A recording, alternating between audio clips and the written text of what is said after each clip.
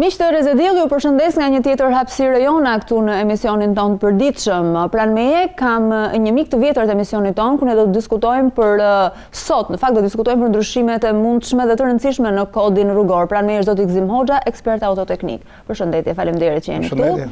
Në fakt e nisa pak shpejt dhe hyra me njërë në temë, pasi ajo çka do të diskutojmë është vërtet me një rëndësi të madhe, le të themi që ka kaluar për masat e diskutimeve njerëzore, ka kaluar në të tjera nivele. Në fakt, na bëri përshtypje një shkrim në një prej të përditshmeve të ditëve të shkuara, ku vetë ju jeni shprehur për ndryshimet thelbësore dhe rrënjësore që ka nevojë kodi rrugor. E keni thënë tekstualisht kështu, nuk ka nevojë për arnime, ka nevojë për ndryshime. Gjithashtu në ditët e shkura ne kemi qenë të azhurnuar dhe me punën në disa komisioneve parlamentare, ku ju keni pasur prezencën tuaj, sigurisht keni debatuar, keni diskutuar, keni propozuar në lidhje me të gjithë aktorët e tjerë pjesëmarrës për ato çka është e nevojshme që të ndodhë në kodin rrugor. Dhe sigurisht zbatimi i barabartë i ligjit për të gjithë. Të paktën këto ka qenë ato pika kryesore të cilat ne kemi mundur që të evidentojmë, por gjithsesi ju do të na i thoni me më shumë detaje këto gjëra pozitive të cilat shpresoj që të marrin rrugë. Po, realisht unë shoh një ndryshim të klimës politike në vend, që shoh që shoqëria civile tashmë ka filluar të afrohet për të dhënë mendimin e saj, dhe ne si konfederat kemi qenë të ftuar në komisionet përkatëse në parlament, dhe kemi dhënë ato mendime që ne kemi parë të arsyeshme. Ne kemi trajtuar problemin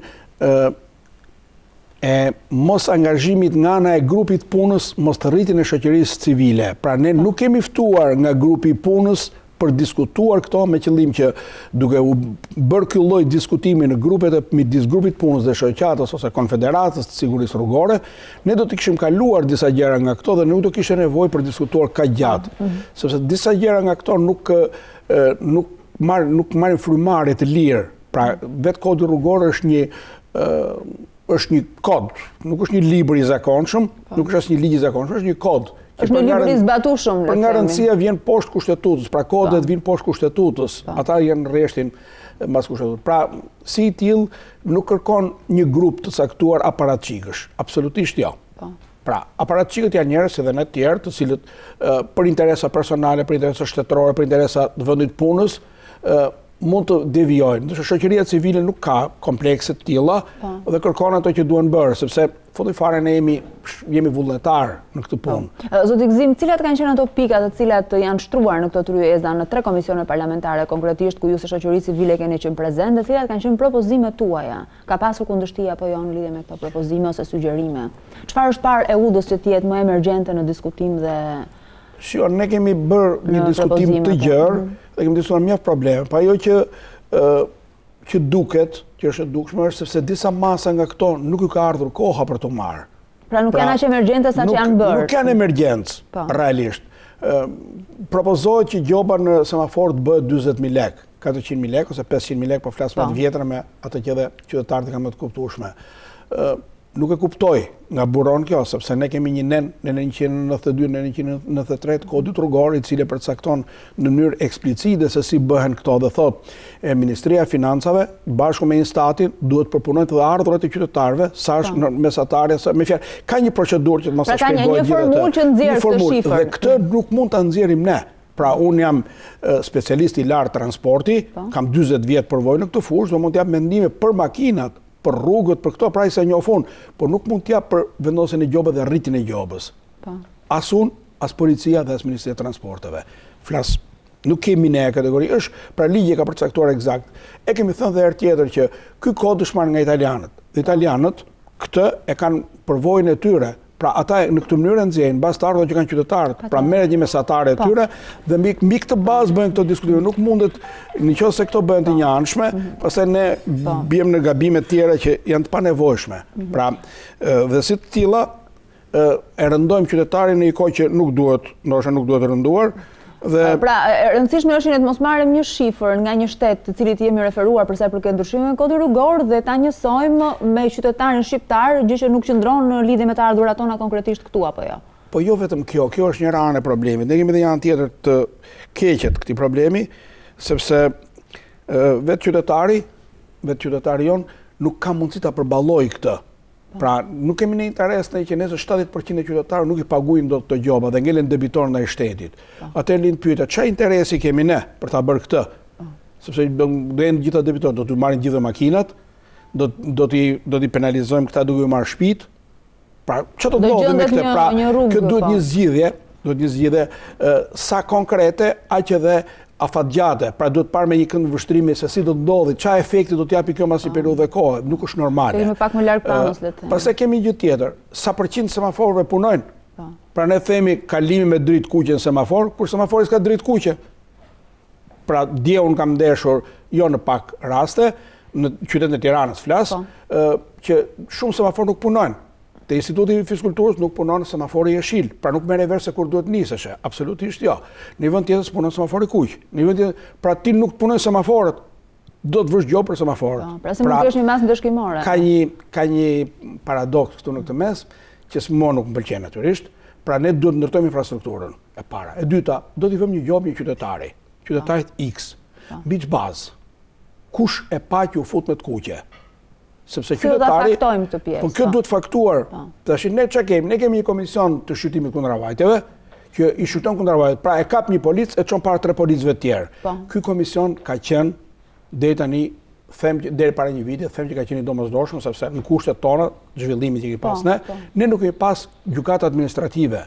Në momentin që qytetari bën një kundërvajtje administrative, duhet përgjigjet në gjykatën administrative, ku të dyja palët duhet të jenë barabartë dhe gjykata duhet dëgjojë. E pikërisht kjo ishte edhe pyetja ime që u bëra pak më parë, trajtojnë të gjithë njësoj përpara ligjit. Jo, këtu është problemi. Jo, ka shumë probleme. Për shembull, thotë ka thënë polici, po duhet një provë, pra duhet një fotografi. Këtë fotografi do ta bëj blici. A e kemi ne të vendosur sistemin e asaj infrastrukturës nevojshme, fotografimit, kur unë hyj me të kuqet, më fotografohet, më sjellin në shtëpi dhe thotë kam hequr 3 pikë nga leja e drejtimit dhe 50.000 lekë gjobë. Dhe unë nuk kam ku lëviz.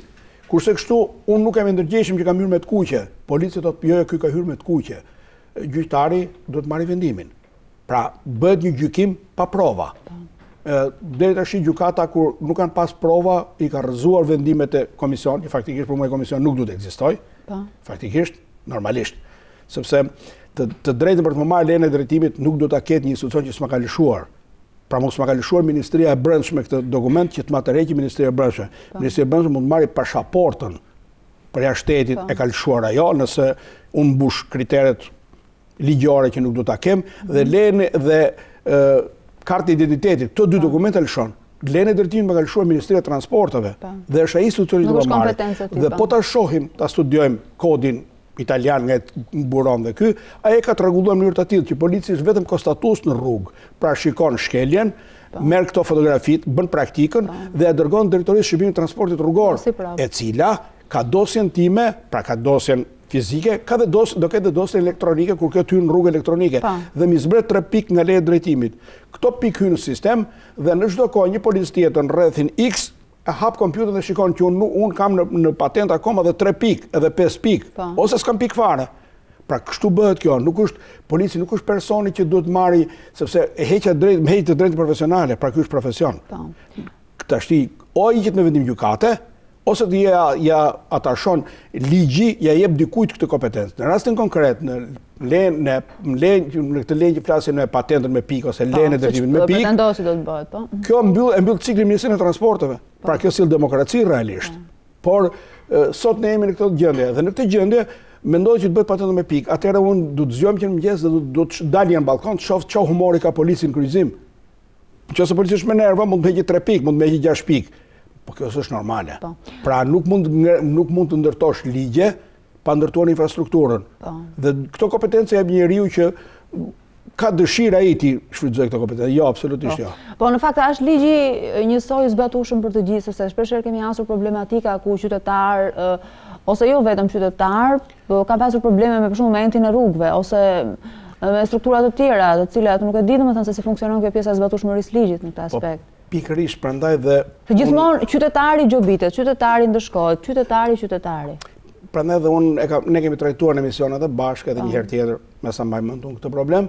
Prandaj është domosdoshme që kodi rrugor duhet të bëhet nga një grup shumë i madh njerëzish. ku të ketë sociolog, të ketë specialist, gjitha llojet fusha, preken gjithë fushat në kodin rrugor, nuk preket një fushë vetme. Pra nuk është thjesht çështje polici. Polici nuk bën pjesë sigurinë rrugore. Polici kontrollon element sigurisë rrugore si zbaton, është konstatues. Atëherë, këtu përparësi jepet mendimit policisë, dhe ky është skandal. Deputetët tanë, dhe parlamenti jonë i marrë udhëzimet nga policia. Kjo nuk është normale. Kjo është gabim. Është shumë e gabuar. Pra flasim për një shoqëri civilizuar tashmë. Pra duhet flasi eksperti, duhet flasi specialisti. Polici duhet shikojë zbatimin e ligjit. Ekspertë e shkruajnë ligjin, shkruajnë nenin, shkruajnë këto dhe pastaj polici kërkon zbatimin e kësaj. Këtu ndryshon kjo. Kjo është diferenca. Se policia ka tendencën për të gjobitur. Pra e kam psikologjinë e saj për të gjobitur, për të ndëshkuar, është një njeri trajnuar për zbatuar ligjin dhe si tillë, ky është tendencë e tillë dhe ka një prekëtitje psikologjike të tillë. Dhe tipikisht pyet atë se si do ta rregullojmë. Në një kohë që ka forma të tjera, pra ne nuk kemi një radio televizion, po them kot, që të bëjë një emision mbi mënyrën e edukimit qytetarëve. Si do edukojnë qytetarët për të bërë këtë? Një televizion që të sensibilizoj opinionin për zbatimin e ligjit, një emision që të tregoj forma praktike. Pra ne nuk kemi një emision që të shpjegoj fëmijëve të kopshtit se si do edukohen ata për sigurinë rrugore. Pra gjitha këto bëjnë pjesë e sigurinë rrugore, duket sikur këto janë prralla, sa i gjykojnë si prralla. Po këto formojnë mentalitetin e njeriu dhe njeriu veprimet nuk i bën me këmbë, i bën me kokë. Pra nëse formohet, ka një formim të dur, bën këtë. Dhe çfarë ndodh? Ndodh kjo që ne nuk kemi ende studime për këtë. Ne shpeshherë themi mbas studimit, po studimi nuk ka realisht, që të jemi të sinqertë. Ka ca shifra. Zoti Gzim, faktikisht unë mbaj mendjen në bisedat e shkura që kemi bërë bashkë në shumë emisione, u bën disa vjet tashmë, mungon një autoritet mbikëqyrës për sigurinë rrugore. Po unë kam thënë herë tjetër, ky autoritet është shprehur qartë kjo pjesë. Autoriteti mbikëqyrës së sigurisë rrugore. Çfarë roli, nëse do të jetë, çfarë roli do të luajë, çfarë lehtësimesh do të sjellë, çfarë të mirash do të ketë krijimi i autoriteti? Nëse ne do të kemi një autoritet mbikëqyrës së sigurisë rrugore, do të kemi autoritet inspektimi dhe mbikëqyrës për sigurinë rrugore. Pra ai duhet të inspektojë të gjithë aktivitetin e sigurisë rrugore. Kur thuhet gjithë aktivitetin, pra është kollaj që bashkitë marrin sasirat konsiderueshme lekësh nga ato që ne investojmë në buxhet, ne qytetarët. Ne taksa paguesit. Dhe bashkia thotë lekët e mia, si ka lekët e veta, faktikisht se i paguajmë ne. Dhe qeveria thotë që ne i paguajmë ne. Dhe ne i paguajmë këto lekë me kritere të caktuara. Pra qeveria duhet t'i japi këto bashkisë dhe bashkia duhet vendosë sinjalistikën. Por kush e kontrollon bashkinë që se vendos sinjalistikën? Askush. Nuk do kryetari X apo Y bashkie të vendosë sinjalistikën, nuk e bën.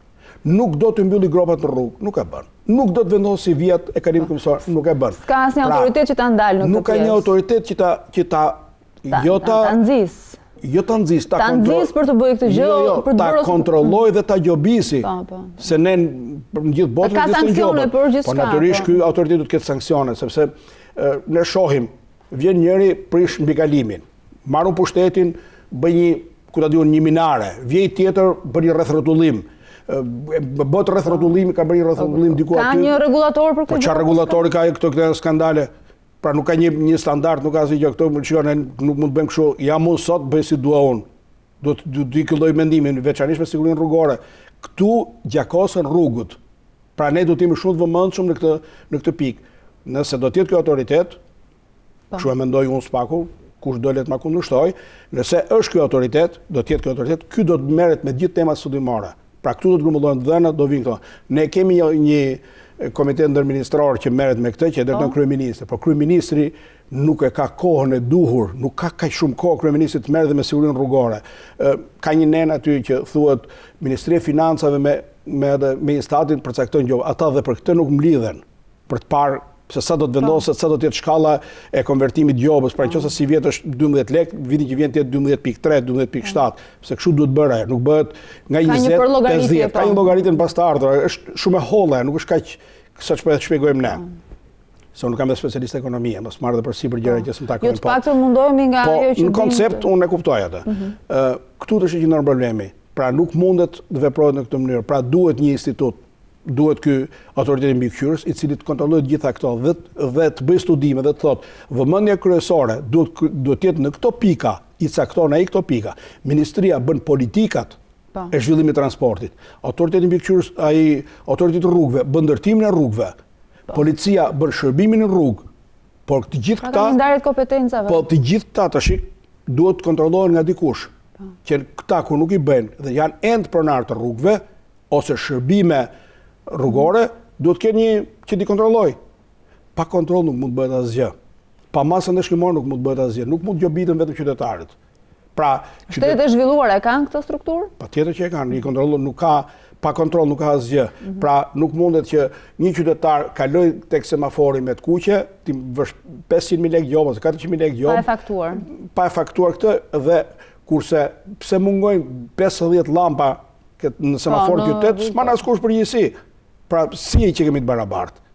Pra, ti me qenë se ke vesh gjaketën, kostumin e shtetit, dakor, të ringusht po të marrë ngrohtë ty, kurse unë e kam kostumit gjerë, po mu merera. Pra nuk është normale. Pra qytetari, pra të dy palët duhet kryej detyrimet e njëri tjetrit. Dhe këto detyrime mund mbulohen vetëm e vetëm nëse ka një autoritet që do t'i kontrolloj, që do të bëj tema studimore, do mbledhi këto dhëna, do të raportojë në parlament, çfarë është bërë, si është bërë, çfarë duhet bërë. Pra nëse nuk kemi një mekanizëm të një organizëm tjetër nuk ka. Sot ne kemi sekretariatin që është i përbërë nga një njeri. Çfarë mund bëjë ai lloj njeriu? Ai sigurt tjetë edhe fenomenëve, por nuk ka çfarë bën ai, do grumbullojë dhënat. Thuhet shpeshherë që janë marrë sipas të dhënave 70% në raste janë qytetarët, si qytetarët. Pra, kush e ka bërë analizën sa është këndi pjerësisë rrugës? A kemi standard rrugën? Nga ka pjerësin rruga, nga ka pjerësin kthesa. Pra kjo kërkon një analizë shumë të hollësishme. Po me dy llafe i bën shkurtët. Përgjegjësia është e këmbësorëve. Dhe kjo sjell pastaj këtë që ne edhe ne flasim përsëri në boshllëk. Pra ne nuk kemi tema studimore, ne nuk kemi studiuar segment për segment dhe rast pas rasti bëjmë. Deri në diskutimet e deri tanishme, ju si shoqëri civile, duke qenë prezent në këto komisione parlamentare, çfarë është lënë deri në momentin që ne flasim? Ku duhet ndërhyr? Çfarë është para nevojshme si emergjente, çfarë është para nevojshme të lihet pak më vonë? Në bazë të sugjerimeve tuaja, ajo çka është analizuar, të dim cila është situata reale në lëvizjet që do të bëhen. Nëse ky diskutim i kodit rrugor do të ishte bërë më i gjerë, e thash edhe në fillim, do të kishin dalë mjaft probleme të tjera, sepse ne mund të kishim ezauruar, po them kot, një pjesë të mirë të kodit pa vështirësi. Se janë ca gjëra që janë fare të vogla dhe që mund të riparohen pa probleme. Nuk kërkojnë as investime asgjë. Për shembull, qytetari ka shqetësim se ato ambulancat i bjen sirenave gjithë ditën në AUI dhe të shmendin dynjan. Pra kjo rregullohesh me kush është kundër kësaj. Ne kemi për shembull çfarë është parë shumë mirë aty. Aty është parë shumë mirë për shembull çështja e rritjes gjobat atyre që dëmtojnë rrugët. Bile këtë do të thosha unë sepse me të vërtetë stati do të bëjë llogaritjen e të ardhurave të qytetarëve. Po këtu nuk kemi qytetarët që vën kazmën rrugës. Ne kemi shoqëri të fuqishme që merren ku ta diu me çfarë merren ato se s'do të përmend. Ai ka interes të llogarit. Çdo vën më thot 4 milion lekë gjob. Po sa është fitimi që kam unë bën një bilanc transporti, thotë unë fitoj 12 milion. Po ti bie kështu rreth e qark kësaj ta çoj këtë gjën që kam unë nga ndej këtej, kam 12 milion lekë humbje. Po kështu 4 milion lekë. Futi traktorin thotë prishë rrugën, kaloj makinat këtej dhe paguajmë 4 milion. Thuaj ti ha viti marr 4 milion lekë që nesër. Pra këta duhet, kjo pjesë duhet të rregulluar. Këta jo vetëm që duhet paguajnë gjoba shumë të mëdha, por këta duhet patjetër kalojnë për ndjekje penale sepse janë persona që vënë dorë mbi rrugën dhe shkatërrojnë. Po. Zoti Gzim, unë e di që sigurisht kjo çështje nuk mund të marrë fund një diskutim pak minutësh siç kemi në kohën televizive, po sigurisht do të kemi edhe emisione të tjera ku do ta vazhdojmë ta diskutojmë këtë pjesë, duke shpresuar që gjithçka të marrë rrugën e duhur dhe prezenca shoqërisë civile, jo vetëm komisionet parlamentare, por edhe në tryeza më të gjëra tashmë të jap rrugë problematikave të cilat kanë mbetur ngërsh prej kaq shumë vitesh. Unë ju falenderoj dhe uroj punë të mbarë.